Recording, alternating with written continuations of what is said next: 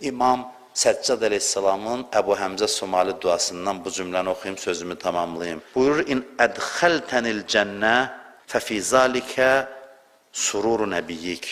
Deyir, ilahi, məni cənnətə aparsan, Peyğəmbərin sevinəcək. Peyğəmbər sevinəcəkdir. İşi gücü bizi cənnətə aparmalı. Ondan sonra buyurur ki, və in ədxəltənin nar fəfi zalikə sururu aduvvik. Amma məni cəhənnəmə aparsan, onda sənin düşmənin olan şeytan sevinəcək. Ondan sonra deyir ki, və ənə vallah ə'ləmu. Mən and olsun Allaha bilirəm, İmam Səccad deyir. And olsun Allaha mən bilirəm, ənəs sururu nəbiyyik əhəbbu iləykə min sururi aduvvik. Mən bilirəm ki, sənin Peyğəmbərin sevinməyi sənin üçün düşmənin, şeytanın sevinməyindən daha yaxşıdır. Mən də bugün bayramlıq istəyirəm. Hamınızın adından ki, bayramlığı Allahın Peyğəmbərə nə olar? Allah Peyğəmbərini sevindirmək istəyərdi, elə deyil. Məncə Peyğəmbərə ən böyük hədiyyə bizim bağışlanmağımız olar.